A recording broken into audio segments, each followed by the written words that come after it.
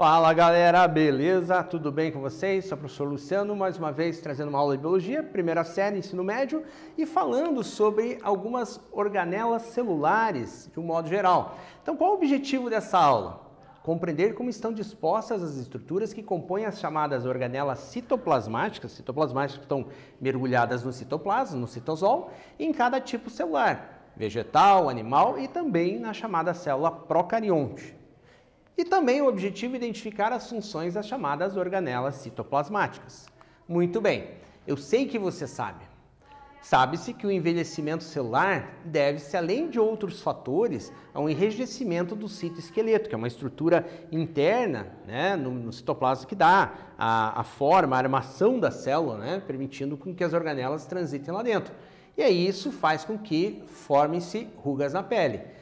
Qual a importância, então, desse citoesqueleto para as células? Vamos ver se você sabe. Eu sabia que você sabia. Dentre as funções do citoesqueleto, podemos destacar a chamada sustentação da célula. Então, imagine, a célula tem que ter a sua armação para ter, né, a sua sustentação e também a manutenção da sua forma. Por isso, quando ele perde suas características, as rugas são formadas e isso está relacionado com a idade, ok? Uma reportagem acho bem bacana para a gente refletir, para a gente entender e relacionar as organelas, né, com a nossa vida, é algo aqui, uma reportagem, né, do Diário da Saúde. Estudante cria um complexo de Golgi, a gente chama hoje também de complexo golgiense, artificial para a pesquisa de novos medicamentos. O estudante de graduação do Instituto Politécnico nos Estados Unidos desenvolveu um biochip capaz de construir moléculas de açúcar, né, ou seja, de um carboidrato, complexas e altamente especializadas, imitando o funcionamento de uma das mais importantes estruturas celulares do organismo humano, o chamado complexo de Golgi. Então, basicamente, ele imitou um complexo de Golgi para a produção dessas moléculas.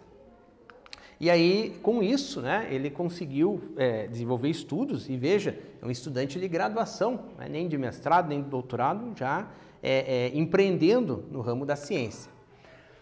Vamos entender, então, os componentes da célula, mas antes de tudo, vamos entender a chamada teoria celular. Segundo a teoria celular, a célula é a chamada menor unidade básica da vida, ou seja, a menor estrutura básica da vida. Todo ser vivo, logicamente, tem que ser formado por pelo menos uma célula, composta basicamente de membrana, citoplasma e núcleo, cuidando muito quando a gente fala em núcleo, porque nas células eucariotas, sim, ele está presente, mas nas células procariotas ele não está presente. As procariotas seriam as bactérias, as cianobactérias, as arqueobactérias, enfim. Fora isso, existem diversas outras estruturas compondo o interior de uma célula, tá? Compondo toda a estrutura celular. Então, vamos retomar algumas organelas. Temos o citoesqueleto, responsável pela sustentação, movimentos celulares e tudo mais. Temos o complexo golgiense, já colocando ali de uma maneira nova, né? Na reportagem falava complexo de Golgi. Aqui já estamos falando complexo golgiense, a mesma coisa, só mudou a nomenclatura. Responsável pela síntese, armazenamento e transporte de macromoléculas pela célula. E nós temos a mitocôndria, responsável pelo metabolismo energético da célula, no caso, respiração celular com produção de energia. Então, vamos lá, o citoplasma celular.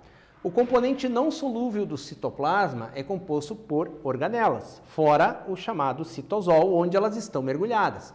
Então, quem são as organelas? As principais organelas que estão mergulhadas nesse citosol? Mitocôndrias, cloroplastos, lisossomos, peroxissomos, ribossomos, vacúolos, citoesqueleto e outras estruturas membranárias, como, por exemplo, o complexo golgiense e o retículo endoplasmático. Sistema de endomembranas, o endo significa de dentro, internas, ou seja, sistema de membranas internas, tá? Endo significa dentro.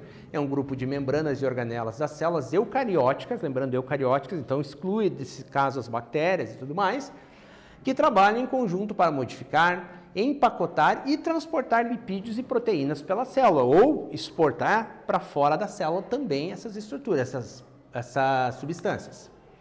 O retículo endoplasmático, o RE, ele tem um papel chave na modificação de proteínas e na síntese de lipídios. Síntese significa produção. Ele consiste em uma rede de túbulos membranosos e bolsas achatadas. Então a gente vai ter dois tipos ali, um que é mais achatado e outro que é mais tubular. O chamado retículo endoplasmático rugoso ou granular recebe o seu nome por inúmeros ribossomos que são aderidos à sua superfície citoplasmática. No interior do retículo endoplasmático, as proteínas passam por dobramentos e modificações, como a adição de cadeias laterais de carboidratos, ou seja, a proteína em si vai receber assim, os aditivos, vão tornar elas glicoproteínas e tudo mais. Tá? Então isso vai acontecer dentro do retículo endoplasmático rugoso, ele é achatado e tem ribossomos aderidos na sua membrana. E o liso, retículo endoplasmático liso ou também agranular. É contínuo com o retículo endoplasmático rugoso, ou seja, não existe um limite dizendo, né, separando os dois, com poucos ou nenhum ribossomo em sua superfície citoplasmática. Se for poucos, é algo assim pequeno demais a ponto de se considerar que ele venha a ser rugoso. As funções do retículo endoplasmático liso incluem síntese de carboidratos, lipídios e hormônios esteroides, também desintoxicação de medicamentos e venenos, que a célula vai fazer daí esse trabalho de desintoxicação, e também armazenamento de íons cálcio no interior desse retículo. Muito bem. E o complexo Golgiense, esse que eu falei da nomenclatura nova, né? Você vai encontrar muitas vezes como complexo de Golgi ou simplesmente o Golgiense. Antes de alcançar seu destino final, os lipídios e proteínas nas vesículas de transporte precisam ser organizados. Então foi produzido, está uma bagunça. Precisa ser organizado, empacotado e etiquetado para que eles terminem em seus devidos lugares. É que nem se fosse uma empresa dentro da célula, ok? Essa organização, empacotamento e distribuição ocorre no complexo Golgiense, que é uma organela feita por discos achatados de membrana. Então é uma organela membranosa também da célula. Lisossomos, tá? O que são os lisossomos? Organelas que contêm enzimas digestivas. O que são enzimas? São estruturas proteicas capazes de acelerar uma reação e tudo mais. No caso, ali dentro dos lisossomos existem enzimas digestivas e atuam como usina de reciclagem, ou seja, reciclagem é aquilo, vai destruir e produzir algo que vai voltar para um ciclo, né, das organelas na célula animal. Ele degrada as estruturas obsoletas, que precisam ser destruídas, mortas, para reutilizar as suas moléculas na formação de outras estruturas, ou seja, destrói, recicla isso e o material utilizado, os elementos químicos utilizados naquela molécula são reutilizados para outra função. Por exemplo, fagocitose e ação do lisossomo na digestão intracelular. Então, o que acontece? A célula engloba a substância, né? Ela forma uma vesícula interna ali e os lisossomos vão lá fazendo a chamada digestão celular, digestão daquela estrutura ali que está sendo fagocitada. Então, vamos a uma atividade número 1. O Prêmio Nobel de Fisiologia ou Medicina de 2016 foi para o japonês Yoshinori Oshumi, que foi escolhido pela sua pesquisa sobre a chamada autofagia, ou seja, autodestruição, vamos dizer ali, né? Trata-se de uma função ligada ao reaproveitamento, entre aspas, do lixo celular e também ligada a doenças. Qual organela celular está relacionada a essa função? Explique. Então, aquele tempinho básico para vocês tentarem fazer, a gente já volta a ver o que vocês conseguiram aí.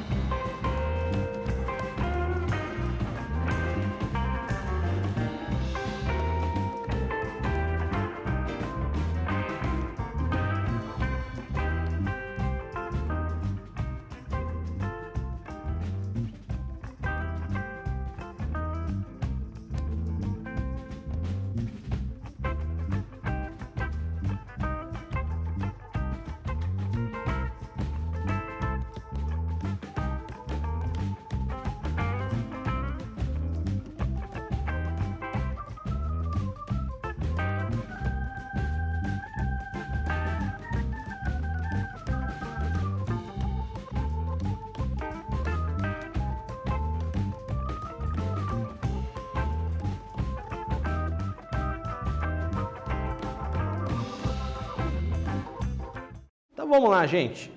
Essa estrutura que faz a digestão, né, que vai fazer ali o reaproveitamento do lixo celular, da reciclagem, seria os lisossomos. São organelas compostas por enzimas que digerem partículas e substâncias estranhas que entram na célula. Então, essa é a função dos lisossomos ali. Temos também os peroxisossomos, tá? Um nomezinho mais complicadinho ali. Eles possuem enzimas envolvidas nas reações de oxidação, que produzem peróxido de hidrogênio, que é o H2O2, como subproduto. O H2O2 a gente conhece aí comercialmente como água oxigenada, e ele faria algo semelhante a isso dentro da célula. Por exemplo, o álcool é desintoxicado pelos peroxisossomos encontrados nas chamadas células hepáticas. Quem são as células hepáticas? A do fígado, por isso que o álcool em excesso gera uma sobrecarga para o fígado, né? Que ele tem que fazer essa conversão para também realizar a chamada desintoxicação. Mitocôndrias e cloroplastos, essa aqui agora já faz parte do metabolismo energético das células, ok? Animais, por exemplo, não vão ter cloroplastos, mas as plantas têm mitocôndrias e cloroplastos.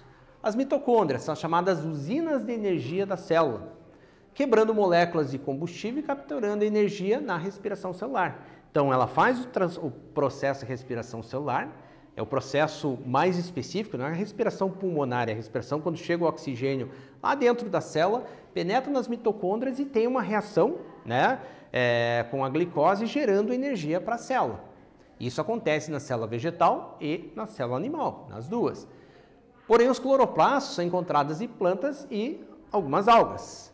Elas são responsáveis pela captura da energia luminosa para fabricar açúcares na fotossíntese. Então, ela recebe a energia luminosa, tá? Faz o processo de fotossíntese, produz oxigênio e açúcares, principalmente na forma de glicose, e distribui para a célula. Serve de alimento para ela própria e para outros consumidores de plantas na cadeia alimentar. Então, ela tem essa importância. Vamos a uma segunda atividade.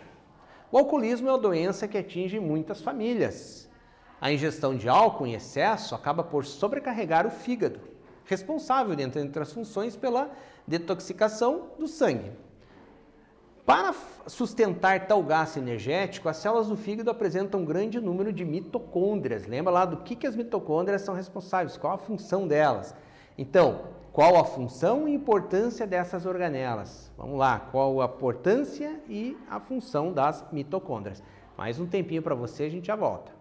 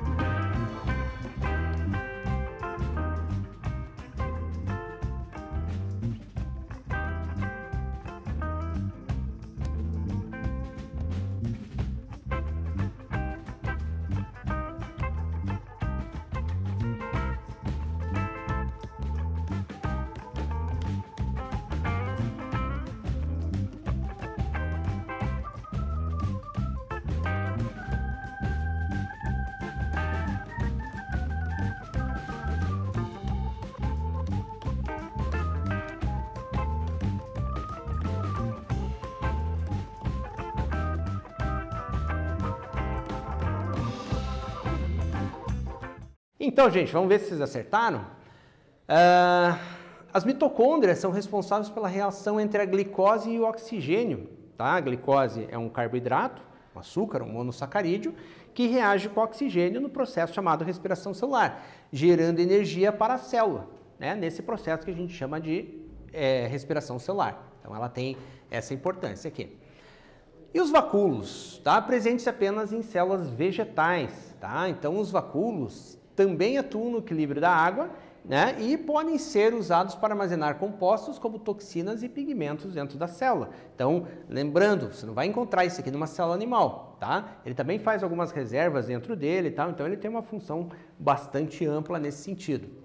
E os ribossomos ali, eles vão estar presentes tanto na célula procariótica, lá daí sim, as bactérias vão ter também ribossomos, e as células eucarióticas, ou seja, as células dos animais, das plantas, dos fungos e protistas e tudo mais.